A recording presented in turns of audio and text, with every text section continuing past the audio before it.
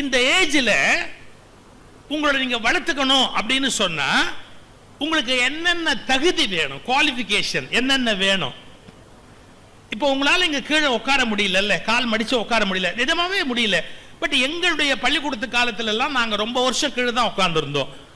இப்போ வயதான பிறகு நாங்கெல்லாம் உட்கார முடியலன்னு சேர்ல உட்காடுறோம். அந்த காலத்துல மீட்டிங்கே கீழே தான் உட்காரணும், கீழே உட்கார்ந்து சாப்பிடணும், கீழே தான் உட்கார்ந்துருக்கணும். வீட்டில் சேர் எல்லாமே இருக்காது, வீடுகளுக்குள்ளேயே இருக்காது. ஒரு 8 மணி நேரம் 10 மணி நேரம் ஆனாலும் நாங்க கீழே காலை மடிச்சு உட்காரு. இந்த திருச்செந்தூர்னு ஒரு ஊர் இருக்குதுல்ல, முருகனுடைய கோயில், அதுல வருஷா வருஷம் நான் இந்த கந்தர் சஷ்டிக்கு பேசுவேன். அப்பெல்லாம் என் எதிரில் 2 பேர் உட்கார்ந்து இருந்தவங்க அந்த காலை மடிச்சு உட்கார முடியாம ரொம்ப கஷ்டப்பட்டாங்க. நான் பேசுறேன் இங்க மேடையில, அந்த கால் கொஞ்ச நேரம் உட்கார்ந்தா மதன்னு மதத்து போயிடும், அப்படியே மரத்து போயிடும்ல, ரொம்ப கஷ்டப்பட்டாங்க. ஒருத்தர் கஷ்டப்பட்டு அவருடைய காலை பிரிக்கிறார், வலி தாங்க முடியல அவருக்கு, அந்த காலை பிரிக்கணும்னு கஷ்டப்பட்டு காலை பிரிக்கிறார். அப்ப அடுத்த ஆள் கேட்டான், எதுக்கு என் காலை நீ பிரிக்கிறன்னா? அவருக்கு அவரு காலுக்கும் அவன் காலுக்குமே இப்ப வித்தியாசம் தெரியல. இப்ப எது நம்ம காலுன்னே தெரியாம அடுத்தவங்க காலை போட்டு ஒரு பிச்சு பிச்சு பார்த்து வரமாட்டேங்குதுங்கிறார். கொஞ்சம் நல்லா கவனிக்கணும். ஒரு 5 நிமிஷம் இல்ல 50 நிமிஷம் கீழே உட்கார சொன்னா உங்களால முடியல. கோச்சுக்க கூடாது. நான் உங்களுக்கு தாத்தா வயசு, நான் இப்ப சொல்லிக் கொடுக்கறத வாழ்க்கையில புரிஞ்சுக்கணும். நம்முடைய உடல் அதன் இஷ்டப்படி நம்மை ஆட்டி வைக்கிறதே ஒழிய நம்முடைய உடல் நம்முடைய கண்ட்ரோல்ல இல்ல. நான் சொல்றது கரெக்டா இல்லையா? நம்ம கண்ட்ரோல்ல இருந்தா 2 மணி நேரம் உட்காரணும், எந்திரிக்கணும், எந்திரிக்கணும், ஓடணும்னா அந்த கிலோமீட்டர் வேகத்துல ஓடணும். உங்க வயசு என்ன? இங்க அதிகபட்சம் வந்திருக்கிறவங்களுக்கு 17-18 வயசுக்கு மேல இருக்க முடியாது. 17 வயசுக்குள்ள உங்க உடம்பு நீங்க சொன்னதை கேட்கலன்னா 50 வயசானா 80 வயசானா உங்க உடம்பு என்ன கேட்கும்? சோ முதல்ல புரிஞ்சுக்கணும், உடம்பு உங்க கையில இருக்கணும்.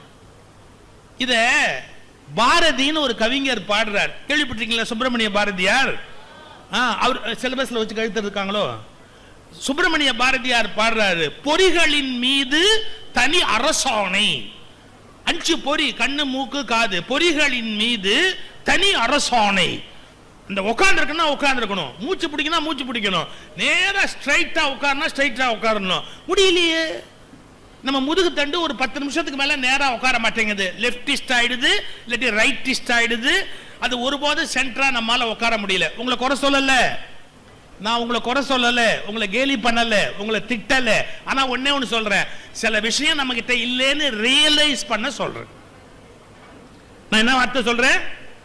I am not scolding you, உங்களை திட்டல, பட் நம்ம எப்படி இருக்கிறோங்கிறத ரியலைஸ் பண்ணுங்கன்னு சொல்றேன். We are unfit to sit for 2 hours in the same place. Our body is not cooperating. நம்ம உடம்பு நம்மளோட ஒத்துழைக்கவே இல்லை. கரெக்டா? முனிவர்கள் காட்டுல போய் தவம் பண்ணாங்க, அப்படியே உண்ணாம இருந்தாங்க, உறங்காம இருந்தாங்க. எவ்வளவு படிக்கிறோம், நம்மால முடியலையே. 2 மணி நேரம் ஒரு இடத்துல உட்கார முடியலையே. சோ நீங்க ஃபிட்னஸ் ஆஃப் த பாடி, உடம்பினுடைய அந்த ஃபிட்னஸ்.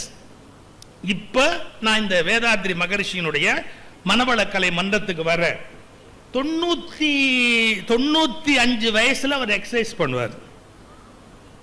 95-96 அவர் இருந்தார். 95 வயசுல அவர் எக்ஸசைஸ் பண்ணுவார். அவர் ஒன்னும் சாமியார் சன்னியாசியா இருந்தது இல்ல, married family man with all sort of difficulties, வறுமை சிக்கல் எல்லாம் அனுபவிச்சு வந்தவர். 95 வயசுல அவர் எக்ஸசைஸ் செய்வார். உட்கார்ந்து எந்திரிச்சு காலை தொட்டு குனிஞ்சு எல்லா எக்ஸசைஸும் செய்வார் at the age of 95. இப்ப நீங்க புரிஞ்சுக்கணும், ஏன் அவர் ஒரு உயரமான இடத்துல மாட்டி இருக்கிறாங்க, அவருக்கு எதிரில் உங்களை ஏன் கொஞ்சம் பள்ளமான இடத்துல உட்காத்தி வச்சிருக்காங்க அப்படின்னு கேட்டா, இந்த மனுஷன் மாதிரி உயரணும் அப்படிங்கிற கருத்தை உங்க மனசுல ஏற்படுத்துறதுக்காகத்தான் இந்த காரியத்தை பண்ணிருக்காங்க.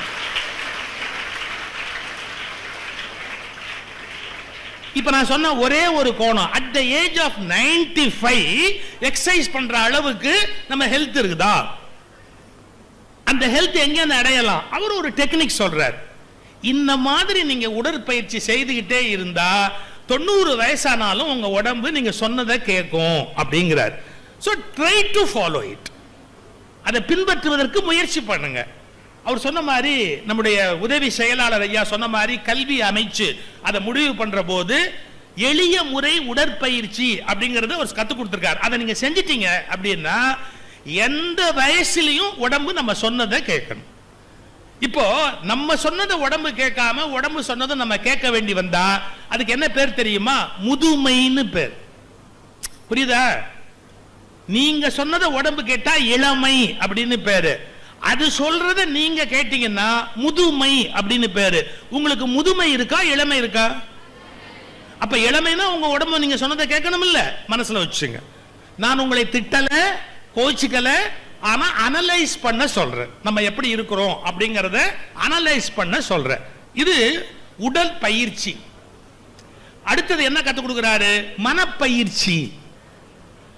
மனசை எப்படி பக்குவப்படுத்துறது? ஏன் ஒருத்தன் அழறான்? ஏன் ஒருத்தன் சிரிக்கிறான்? ஏன் ஒருத்தன் எப்பவுமே சோகமா உட்கார்ந்து இருக்கான்? நாங்க வேடிக்கைக்கு ஒரு கதை சொல்லுவோம், உங்களுக்கு சந்தோஷமாவும் இருக்கணுங்கிறதுக்காக கொஞ்சம் கொஞ்சம் சொல்லிட்டு போறேன். ஒருத்தன் ரொம்ப சோகமா உட்கார்ந்து இருந்தான். என்னப்பா இவ்வளவு சோகமா உட்கார்ந்து இருக்கிற அப்படின்னு. இல்ல, சோகமா உட்கார்றதுக்கு ஒரு விஷயமே இல்லை, அதை நினைச்சா சோகமா இருக்குன்னு. என்னடா முட்டாள் மாதிரி பேசுற? சோகமா இருக்கிறது ஒரு பெரிய விஷயமா? அப்படி சொல்லும் போதே அவனுக்கு ஒரு தகவல் வந்தது. அதை எடுத்து பார்த்தோன்னு இன்னும் சோகமாயிட்டான். என்ன? ஒருத்தர் செத்து போயிட்டாரு, அவருக்கு வேண்டிய ஒருத்தர் செத்து போயிட்டாரு அப்படின்னு. இவன் கேட்டான், உனக்கு என்ன அதுல வருத்தம்? அவர் செத்து போயிட்டாரு, அவர் ஒன்னும் உனக்கு நெருங்கின உறவு இல்லை, உனக்கு ஒன்னும் கஷ்ட நஷ்டம், அவர் ஒன்னும் உன்கிட்ட கடன் வாங்கி இங்க வச்சுக்கல, அவர் செத்து போயிட்டாருன்னு ஏன் இவ்வளவு வருத்தப்படுற? இல்ல, நினைச்சா கவலையா இருக்கு, எனக்கு மனசுல ஒரு கவலையா. என்ன கவலை? செத்துட்டாரு, அவரை இப்ப புதைப்பாங்களா எரிப்பாங்களா? நமக்கு என்னடா, அவரே அதை பத்தி கவலைப்படாம போயிட்டாரு. எப்படி? அவரே அதை பத்தி கவலைப்படாம போயிட்டாரு, நாம ஏன்டா அதை பத்தி கவலை பண்ணணும்? எரிச்சா என்ன, இல்லாட்டி புதைச்சா என்ன? இல்ல, எனக்கு அதை பத்தி கவலை இல்ல. எரிச்சிட்டாங்கன்னா சாம்பல் ஆயிடும், கவலை இல்ல. புதைச்சிட்டா அங்க புல்லு வளருமா வளராதா? புல்லு வளர்ந்தாதான் என்ன, வளராட்டி தான் உனக்கு என்ன அப்படின்னா அது புல்லோட பிரச்சனை. அந்த புல்ல மாடு சாப்பிடுமா சாப்பிடாது? மாடு முடிவு பண்ண வேண்டியதெல்லாம் நாம ஏன்டா முடிவு பண்ணணும்? அது மாடு முடிவு பண்ணிக்கணும். இல்ல, சாப்பிட்டுட்டா பிரச்சனை இல்ல, சாப்பிடலன்னா பிரச்சனை இல்ல, சாப்பிட்டுட்டா பிரச்சனை. என்ன பிரச்சனை? பால் கறக்குமா கறக்காதா? அறிவு கெட்டவன. புல்லு சாப்பிட்டா தானே பால் கறக்கும்.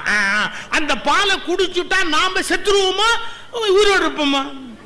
என்ன இப்படி எப்ப பார்த்தாலும் கவலைப்பட்டுக்கிட்டே இருக்கிறே? இப்ப நம்ம செத்தாதான் என்ன, பதுச்சாதான். அப்படி நம்ம செத்து போயிட்டோம்னா நம்மளை எரிப்பாங்களா படுப்பாங்களா? மறுபடியும் அதே வட்டத்துக்கு வந்துட்டான், அப்படி சுத்தி அதே வட்டத்துக்கு திரும்பி வந்துட்டான். இவனை யாராவது காப்பாற்ற முடியுமா?